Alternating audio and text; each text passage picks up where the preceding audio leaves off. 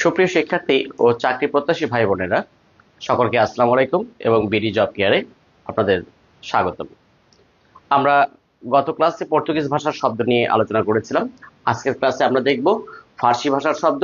কেন ফার্সি ভাষার অনেক শব্দ আমাদের বাংলা ভাষায় আছে এবং এগুলো থেকে বিভিন্ন চাকরি বাকরি পরীক্ষায় প্রতি বছরই প্রশ্ন হয়ে থাকে। আসুন আমরা একটি ছড়ার মাধ্যমে ফার্সি ভাষার কিছু শব্দ দেখে নেই। যে খোদার পরে পয়গম্বর, তাহার পরে ফেরেস্তা, পড়লে নামাজ করলে রোজা, যাবে তুমি বেহেস্তে, করলে চুরি হবে গুনাহ, যাবে তুমি দোজখে। আসুন এখান থেকে আমরা ফার্সি ভাষার শব্দগুলো দেখে নেই। যেমন খোদা, পয়গম্বর, ফেরেস্তা, নামাজ, রোজা, বেহেস্ত, গুনাহ, দোজখ। তো বিশেষ করে নামাজ, রোজা এই শব্দগুলো অনেকটা আরবি ভাষার শব্দের মতো মনে হয়, কিন্তু আসলে এগুলো আরবি ভাষার শব্দ নয়। তবে এই ক্ষেত্রে আমরা ফার্সি ভাষার শব্দগুলো অনেক বেশি ব্যবহার করি।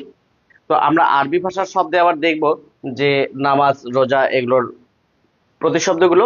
এবং আরো একটি বাক্যের মাধ্যমে আমরা ফার্সি ভাষার আরো কিছু শব্দ দেখে নিই।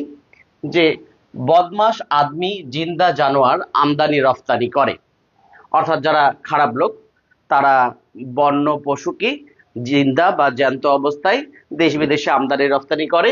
এখানে বদমাস, আদমি, জিন্দা, জানোয়ার, আমদানি, রফতানি।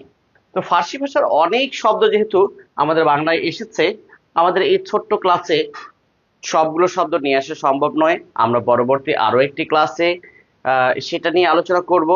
সেজন্য আপনারা এরকম ক্লাস পেতে বিডি জব কেয়ারে চোখ রাখুন। ধন্যবাদ।